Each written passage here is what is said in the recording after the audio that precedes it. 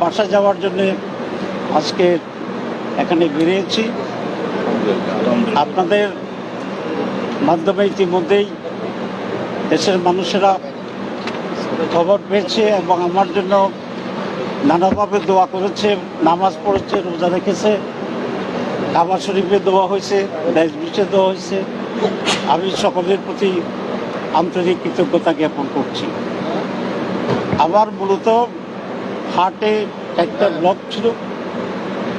আমি একটা বক্তৃতায় ছিলাম, সেখান থেকে শেষ করে আসার পরে এই হার্টে ব্যথা হলো কুমিল্লা। সরাসরি রাতে আমি এখানে আসছি। এখানকার কর্তৃপক্ষ অত্যন্ত আন্তরিকতার সাথে, যোগ্যতার সাথে এবং দ্রুততার সাথে আমার চিকিৎসার ব্যবস্থা করেছে। আপনারা জানেন যে বিশ্ববিখ্যাত আমাদের কার্ডিওলজিস্ট মমিনুজ্জামান সাহেব, উনি এটা করেছেন, তার টিম সহ, ডক্টর মনি সহ। এবং আমার ব্লকটা ছিল পাথরের মতোই শক্ত। এটা স্বাভাবিকভাবে স্ট্যান্ডিং করা অনেক কঠিন। তারা তাৎক্ষণিক একটা বোর্ড করেছিলেন, মোমিনুল ইসলাম ছিল, তারপরে জাহাঙ্গীর কবির সাহেব ছিল, কিডনির প্রফেসর উনি ছিলেন। তারা ডিভাইডেড হয়ে গিয়েছিলেন যে আমার এটাকে তারা ওপেন হার্ট করবে কিনা বা আমাকে সিঙ্গাপুর নেবে কিনা। কিন্তু আমরা বলেছি যে আমি এখানেই করবো ইনশাল্লাহ, এবং স্ট্যান্ডিং করবো। একটা ব্লক ভালোভাবে স্ট্যান্ডিং হয়েছে, আমি এখন সুস্থ ছিলাম আলহামদুলিল্লাহ। আমি আজকে অত্যন্ত বেদনার সাথে, উৎকণ্ঠার সাথে, আবেগের সাথে বাংলাদেশের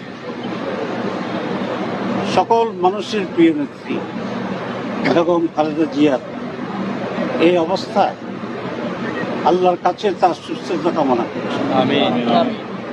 আমি ব্যক্তিগতভাবে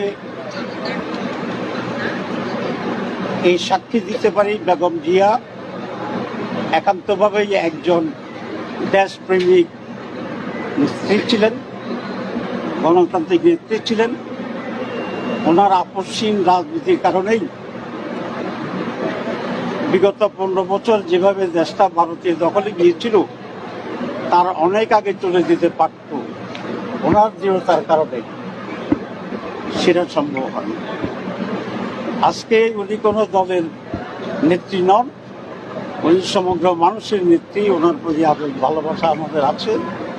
আমি ব্যক্তিগতভাবে আমার গভীর শ্রদ্ধা জানাচ্ছি, আরোগ্য কামনা করছি। বাংলাদেশ জামাত ইসলামীর পক্ষ থেকে ইতিমধ্যেই আমরা অনেক প্রোগ্রাম দিয়েছি। আমি আবারও জামাতের পক্ষ থেকে আল্লাহর কাছে ওনার সুস্থতা কামনা করছি।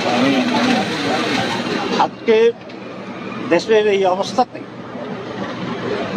জাতীয় রাজনীতি এবং আগামী নির্বাচনের ব্যাপারে বৃহৎ দলগুলোর ভিতরে আরো অনেক বেশি বোঝাপড়া প্রয়োজন। আপনারা এটা কোট করবেন, আমি এই টুইট করছি। বাংলাদেশের আজকের এই প্রেক্ষাপটে বাংলাদেশের আগামী রাজনীতি এবং আগামী নির্বাচনের জন্য বৃহৎ রাজনৈতিক দলগুলির ভিতরে আরো অনেক বেশি সমঝোতা, বোঝাপড়া এবং নীতিগত ঐক্য প্রয়োজন।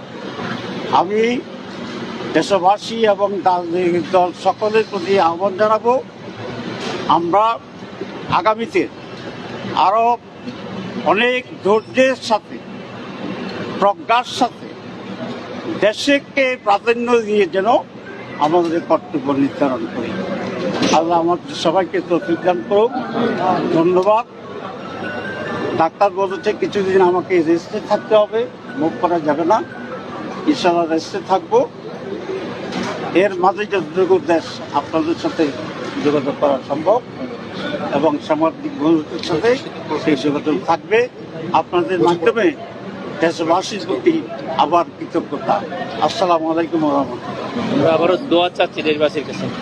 Thank you very much.